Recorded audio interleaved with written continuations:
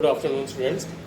In last lecture, we were studying about the Fermi and Bose particles, and we calculated the mean number of particles in the kth quantum state, which is equals to 1 over exponential e minus mu over kBt plus minus 1, where a plus sign corresponds to fermions, and the distribution is known as the Fermi-Dirac distribution, whereas the negative sign belongs to bosons, and the distribution is known as the Bose-Einstein distribution.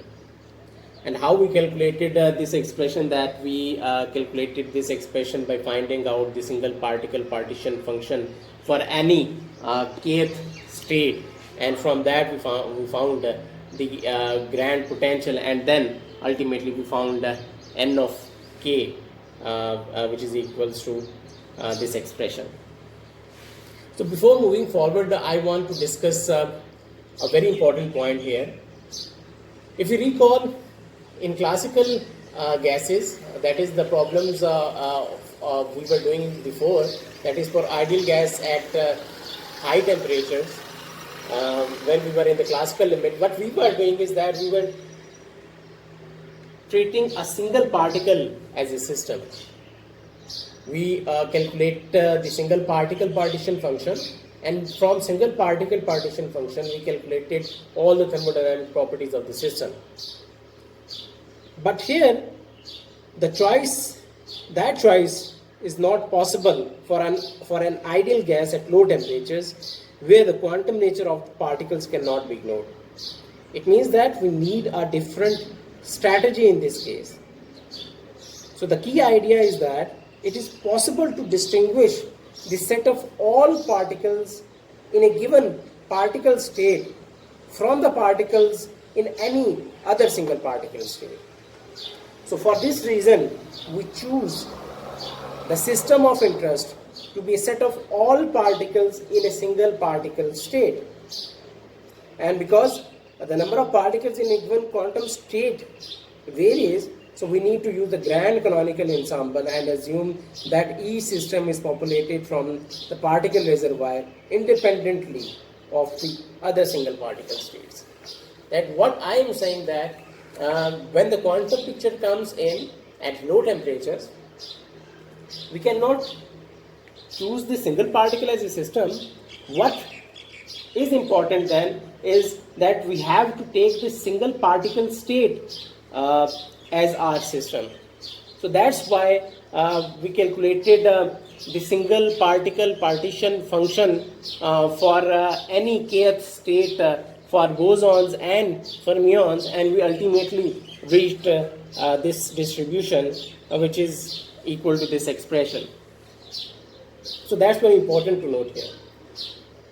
And we also discussed in previous lecture that Fermi and Bose-Einstein distributions, they convert to Maxwell-Boltzmann distribution at relatively high temperatures, where n of k is less than 1, because we know that in that case the temperature is very high, so the available number of levels are larger as compared with the number of particles, available number of particles. So it means that n of k should be less than 1 for the Maxwell-Boltzmann statistics. Moreover, we can we can discuss about few important points as well.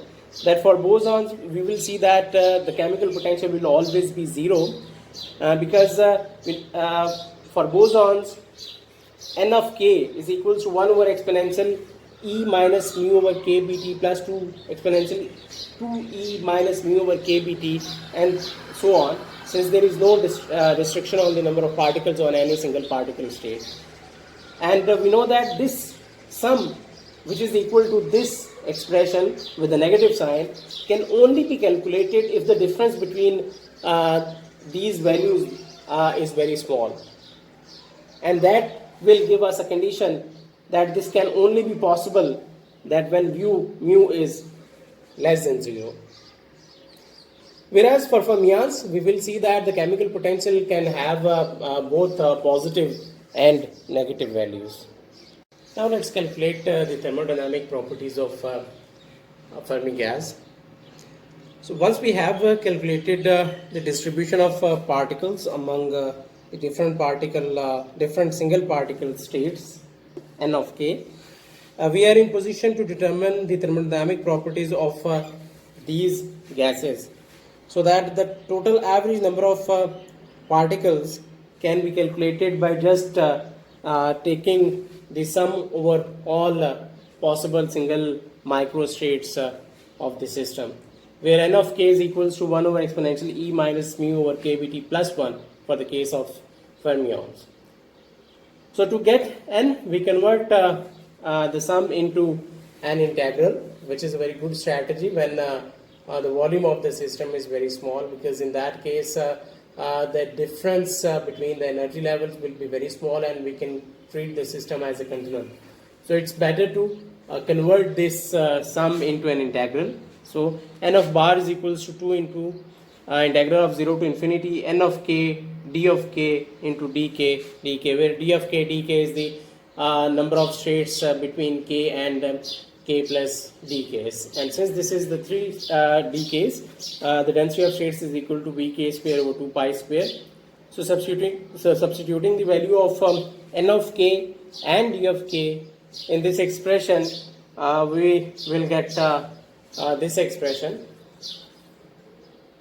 where E is the energy of the Fermi particle, and we know that for the non-relativistic Fermi particle of mass m, energy of the system is equal to h cut square k square by 2m. So putting the value of energy in terms of k is equal, we will get the number density, which is equal to the number of particles per unit volume, which will be equal to 1 over 2 pi square integral of k square dk over this expression. So we can solve this integral by simply substituting h cut square k square over 2m kBt equal to x square. So converting this expression into x and taking the derivative and then making substitutions into this equation for the number density, we will be left with n bar is equal to 1 over 2 pi square into 2m kBt by h cut square whole power 3 by 2 into integral of x square dx divided by exponential x square minus eta plus 1. We will see that this expression is not easy to solve. However, it can be solved by taking the low and high temperature limits. Moreover, we can see that the number of this relation gives a relationship between the number density, the chemical potential, and the temperature of the system. So this expression can be evaluated if we take the low temperature limits and the high temperature limits of the system. So the previous expression for the number density can be evaluated by taking the high and low temperature limits of previous equation. So now we want to establish another property, that is which is the equation of state for an ideal gas PV is equals to NKBT, and we want to prove that this holds for any real gases at high temperatures, that it holds for the Fermi gas as well as for the Bose gas at high temperatures. So in order to solve it, let's first find out the total average energy of the system, and we know that the average energy of the system will be equal to n of E, which is the distribution function, times E into the number of available states of the system, that is the density of states of the system. So here we have written the density of states in terms of energy d of E, and which is equals to V over 4 pi square h cut square to n3 by 2 e power half into d of E. And this expression can be easily calculated from the expression of the density of states, which we defined in terms of k, which is equals to Vk square over 2 pi square. That is just we have written here the k dependence in terms of E. And we know that the energy of the system in this case is E is equals to h cut square k square by 2m, means that just write k square in terms of E and substitute it in V k square over 2 pi square, you will ultimately get this expression. But one thing to note here is that I have written another term, ns, in this equation, where ns is the number of spin states for a given value of k or E. And we know that the electrons have a spin half. So for that, ns should be equal to 2s plus 1, which is 2. That is, each quantum state, if we consider the spin factor as well, each quantum state, the spin can exist in two orientations.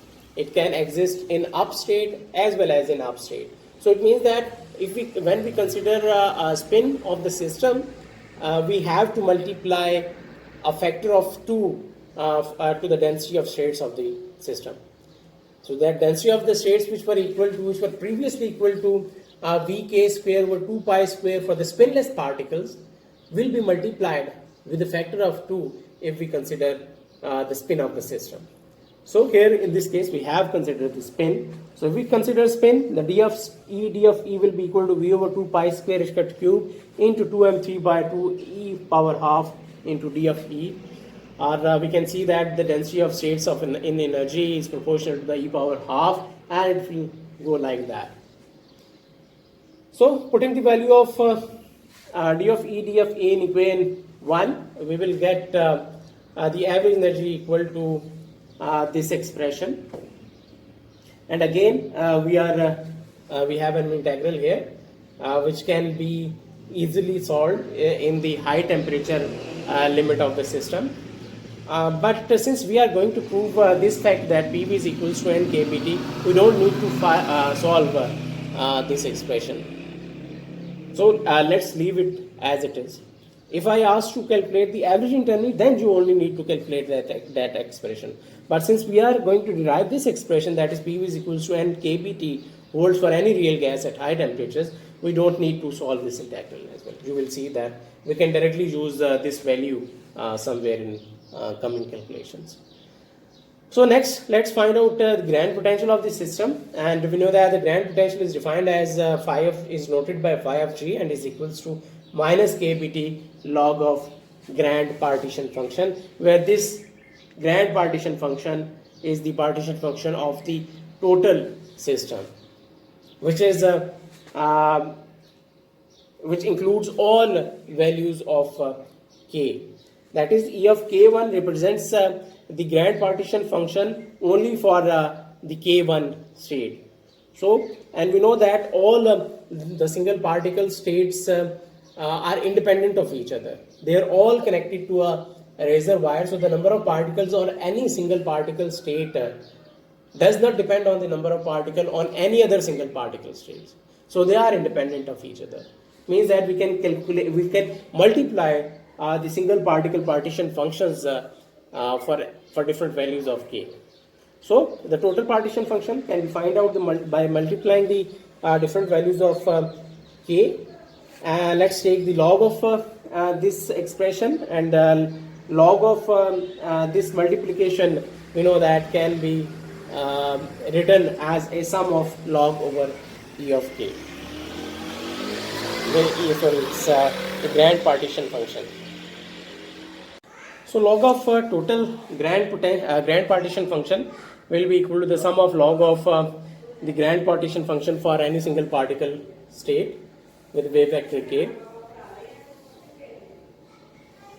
So the total grand potential will be equal to minus plus kBT into density of states into energy into this expression. And we know that for bosons, the grand potential is equal to kBT log of 1 minus exponential E minus mu over kBT, whereas for fermions, grand potential is equal to minus kBT ln of 1 plus exponential minus E minus mu over kBT. And these are the expressions that we calculated in our last lecture, that is the lecture number 24. It means that this minus sign and this positive sign belongs to the fermions, whereas this positive sign and this negative sign belongs to the bosons. Hence, putting the value of the density of states into energy, into this equation, we will get this equation, where the integral includes the e power half into ln of 1 plus minus exponential minus e minus mu over kbt into d of e, and this integral can be easily calculated by using the integration by parts, whereas this log function will be treated as our first function, and e power 1 half will be treated as our second function. And we know that in integration by parts, what we do is that we take the first function as it is, and then integral of second function minus integral into integral of second function times the derivative of first function. So after the application of this integration by parts, you will be left with this expression. And if you recall from equation number 3, that this whole expression excluding the factor of minus 2 by 3 is equals to the average energy of the system. So that's the reason that why I didn't solve that integral previously, because we can directly use this value as the average energy of the system here to find out the grand potential of the system. So the grand potential of the system will be equal to minus 2 by 3 into the average energy of the system. And if you recall, the grand potential is also equals to the free energy minus mu n, and mu n is the Gibbs free energy of the system.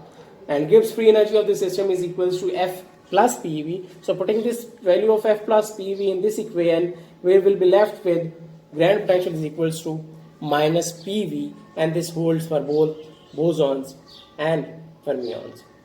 So from this equation and equation number 4, we can find that PV is equals to 2 by 3 times the average energy of the system. And we know that the average energy of the system is equals to 3 by 2 n kBT for any particle which is moving in 3 dimensions, and this is the translational energy of any particle. So putting the value of this average translational energy of 3 by 2 n kBT in previous equation, we will be left with PV is equals to n kT, which is an equation of state of the system, and it is an exact equation and holds for any ideal gas at temperature T, where the energy of the particle is taken as P square by 2m.